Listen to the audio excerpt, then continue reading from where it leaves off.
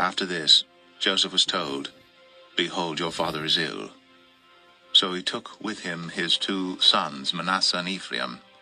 And it was told to Jacob, "Your son Joseph has come to you." Then Israel summoned his strength, and sat up in bed.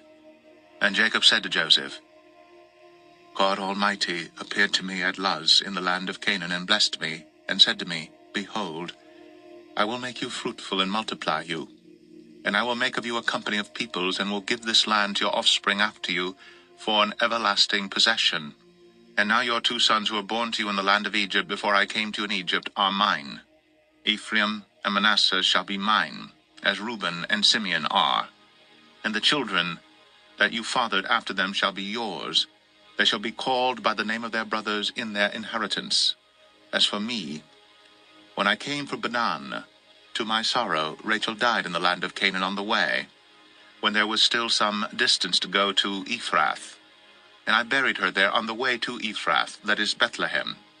When Israel saw Joseph's sons, he said, Who are these? Joseph said to his father, They are my sons, whom God has given me here. And he said, Bring them to me, please, that I may bless them. Now the eyes of Israel were dim with age, so that he could not see.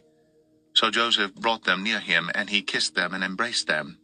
And Israel said to Joseph, I never expected to see your face, and behold, God has let me see your offspring also. Then Joseph removed them from his knees, and he bowed himself with his face to the earth. And Joseph took them both, Ephraim in his right hand toward Israel's left hand, and Manasseh in his left hand toward Israel's right hand, and brought them near him. And Israel stretched out his right hand and laid it on the head of Ephraim, who was the younger, and his left hand on the head of Manasseh, crossing his hands, for Manasseh was the firstborn. And he blessed Joseph and said, The God before whom my fathers Abraham and Isaac walked, the God who has been my shepherd all my life long to this day, the angel who has redeemed me from all evil, bless the boys, and in them let my name be carried on, and the name of my fathers Abraham and Isaac, and let them grow into a multitude in the midst of the earth. When Joseph saw that his father laid his right hand on the head of Ephraim, it displeased him, and he took his father's hand to move it from Ephraim's head to Manasseh's head. And Joseph said to his father, Not this way, my father, since this one is the firstborn. Put your right hand on his head. But his father refused and said, I know, my son, I know. He also shall become a people, and he also shall be great. Nevertheless, his younger brother shall be greater than he, and his offspring shall become a multitude of nations. So he blessed them that day, saying, By you Israel will pronounce blessings, saying, God make you as Ephraim and as Manasseh. Thus he put Ephraim before Manasseh. Then Israel said to Joseph, Behold, I am about to die, but God will be with you, and will bring you again to the land of your fathers. Moreover, I have given to you rather than to your brothers one mountain slope, that I took from the hand of the Amorites, with my sword and with my bow. Genesis 49. Then Jacob called his sons, and said, Gather yourselves together, that I may tell you what shall happen to you in days to come. Assemble, and listen, O sons of Jacob. Listen to Israel your father. Reuben, you are my firstborn, my might, and the first fruits of my strength, preeminent in dignity, and preeminent in power, unstable as water. You shall not have preeminence, because you went up to your father's bed. Then you defiled it. He went up to my couch. Simeon and Levi are brothers. Weapons of violence are their swords. Let my soul come not into their counsel. O my glory, be not joined to their company. For in their anger they killed men, and in their willfulness they hamstrung oxen.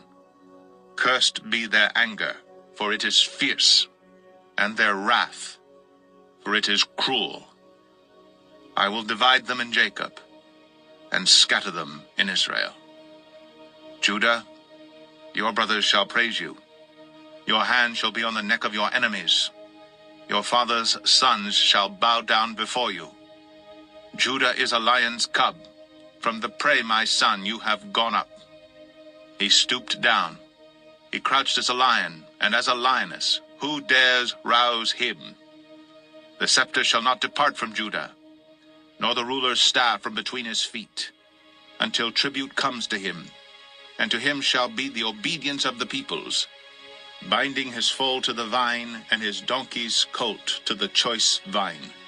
He has washed his garments in wine, and his vesture in the blood of grapes. His eyes are darker than wine, and his teeth whiter than milk. Zebulun shall dwell at the shore of the sea. He shall become a haven for ships, and his border shall be at Sidon. Issachar is a strong donkey, crouching between the sheepfolds. He saw that a resting place was good, and that the land was pleasant.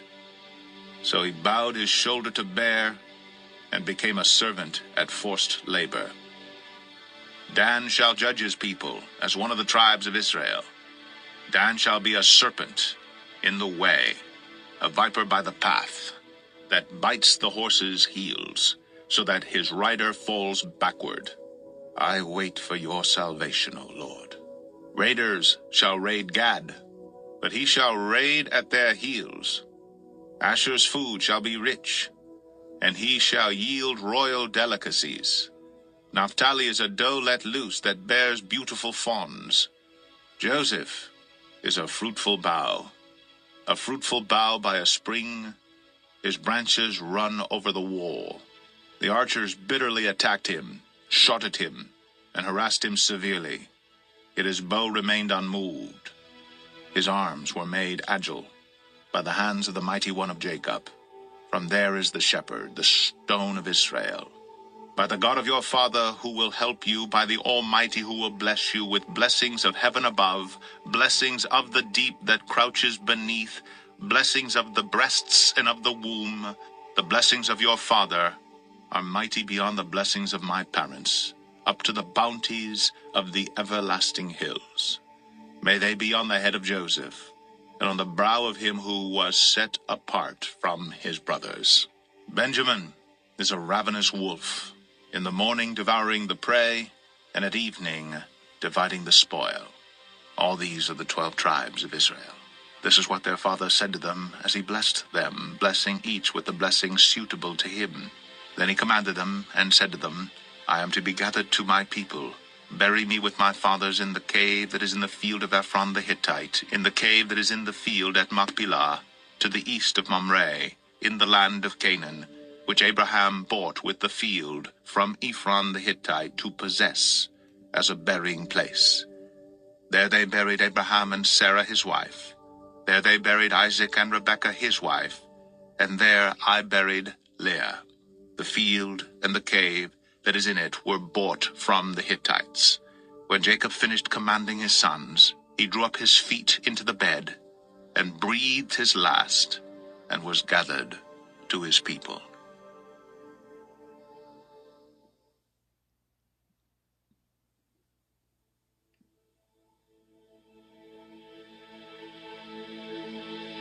Genesis 50. Then Joseph fell on his father's face, and wept over him, and kissed him. And Joseph commanded his servants, the physicians, to embalm his father. So the physicians embalmed Israel. 40 days were required for it, for that is how many are required for embalming. And the Egyptians wept for him 70 days. And when the days of weeping for him were past, Joseph spoke to the household of Pharaoh, saying, If now I have found favor in your eyes, please, speak in the ears of Pharaoh, saying, My father made me swear, saying, I am about to die. In my tomb that I hewed out for myself in the land of Canaan, there shall you bury me. Now therefore let me please go up and bury my father, then I will return. And Pharaoh answered, Go up and bury your father, as he made you swear. So Joseph went up to bury his father. With him went up all the servants of Pharaoh, the elders of his household, and all the elders of the land of Egypt, as well as all the household of Joseph, his brothers, and his father's household.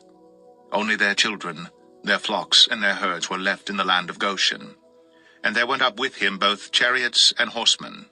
It was a very great company. When they came to the threshing floor of Atad, which is beyond the Jordan, they lamented there with a very great and grievous lamentation. And he made a mourning for his father 7 days.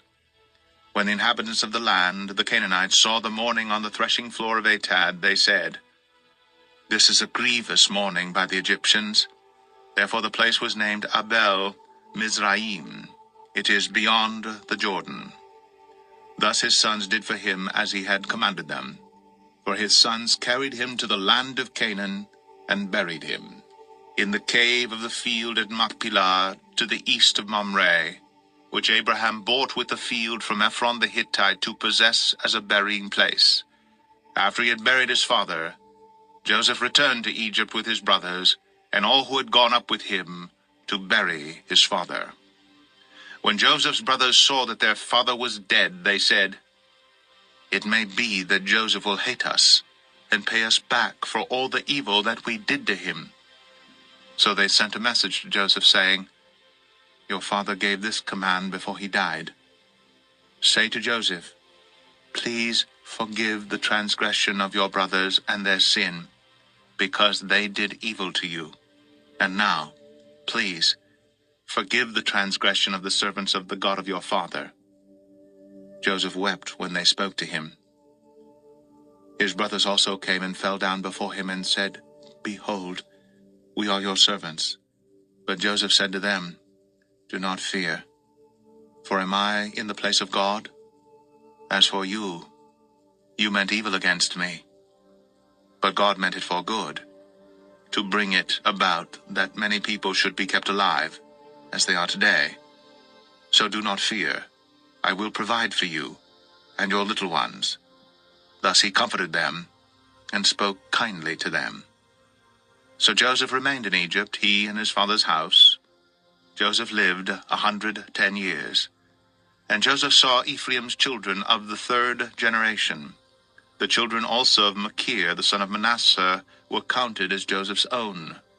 And Joseph said to his brothers, "I am about to die, but God will visit you, and bring you up out of this land to the land that he swore to Abraham, to Isaac, and to Jacob." Then Joseph made the sons of Israel swear, saying, "God will surely visit you, and you shall carry up my bones from here." So Joseph died, being 110 years old. They embalmed him, and he was put in a coffin in Egypt.